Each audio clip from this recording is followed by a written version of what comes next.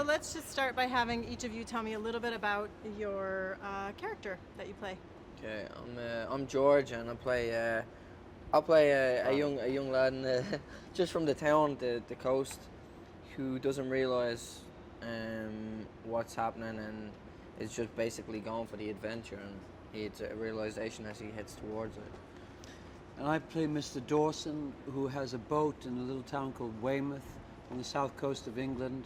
And like a lot of the men, when the call comes that they need boats to go across and bring men back from the beach, I go across with my son, and at the last moment my son's friend jumps on the boat as well, and we head off into the unknown. Great. I play Collins, who's an RAF pilot, and obviously involved in trying to keep as many people on the beach safe. Great. What was it like working with Christopher Nolan on this film? Yeah, Chris is, I've repeated this loads of times, but he's a master, he's a genius at what he does, and he's very, he can just, I know a lot of directors, but they don't try to say a lot, but he can basically sum up what he wants in a few words, Yeah, you can see the whole thing at once. I think for his films, because they jump about all over the place, he has to try and see the whole thing at once, and how every little bit fits in. He can do that very well.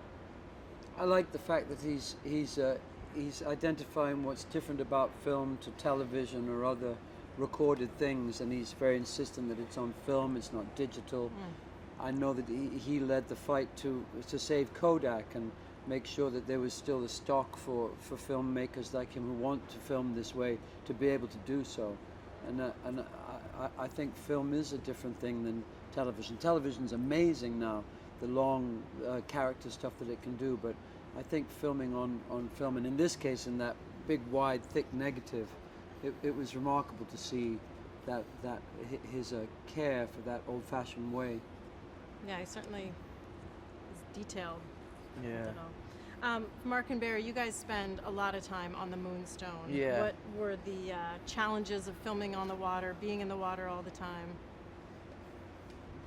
Not being allowed to jump in and have a swim. Yeah. On a hot day. Oh, it was so hot, wasn't it? And I swear there were Dutch mermaids swimming around There in the water and stuff.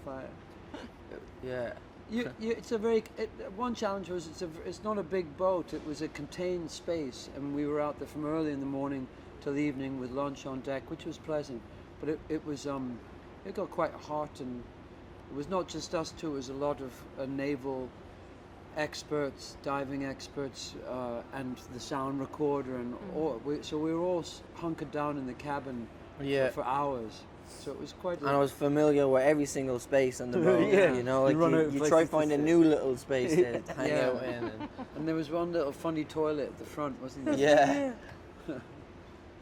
That's great. And Jack, you play a Spitfire pilot. So did you get to take flight for your role, and what was that like? If so. Yeah, I really did.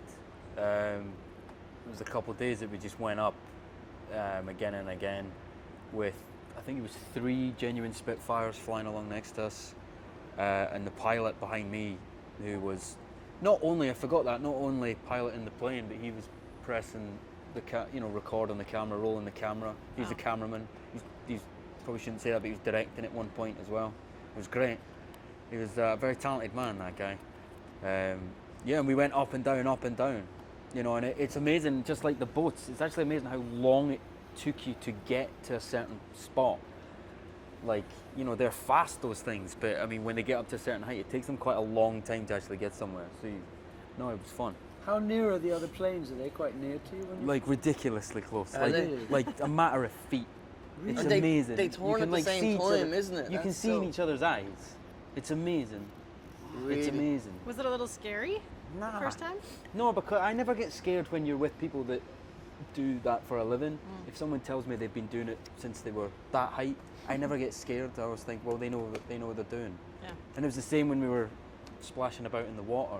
Some of the guys, like stunt guys, are like ex-special forces, and you think, well, if something goes wrong, I'm all right. Had you all known about the miracle of Dunkirk before this film? No. No. So tell me about learning about it and then, coming to understand it and appreciate what happened there. Yeah, the biggest, like, one of the biggest things was the museum in Dunkirk.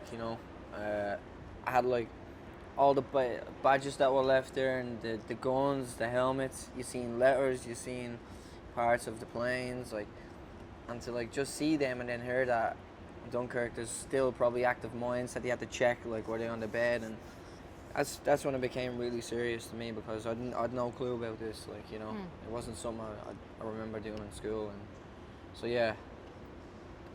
And Mark? I knew about it, but I didn't know the detail, and I called up the Imperial War Museum in London, and they had recordings of a lot of the people who had gone on the boats. They'd taken the care to go and interview them when they were older men, and there were these lovely 45-minute interviews with people talking about their memories of coming straight from being a bank clerk down to the Thames and then being taken somewhere else, and not really knowing what they were in for at all on these boats. That I loved hearing the old boys talk about it. Jack? Well, I guess for me, like, I never knew the role that the RAF played in it, and Yeah, I didn't know that. I didn't know, and the fact that they were dealing with the expectation that Hitler was then going to try and invade the UK, so they were trying to hold a certain amount of the RAF and the Navy and the men back, and that's what's explored in the film, which I love. I learned that from the film, is that decision to how much they help these guys stuck and how much they need to think about what's going to happen next. That's the kind of stuff I didn't know about. And what does the spirit of Dunkirk mean to you, especially now having done this film? Don't give up. Yeah, never surrender. Yeah. Survival, isn't it? It's just pure survival. And everyone, don't think that your humble contribution won't make a difference. Because you could well think, going across in one of those boats, what the hell am I going to do? But when you've got 1,000 people or hundreds, each doing a little bit, then actually it becomes a big force. So that's one of the biggest lies of society, isn't it? That your vote or your action won't make a difference. But it does.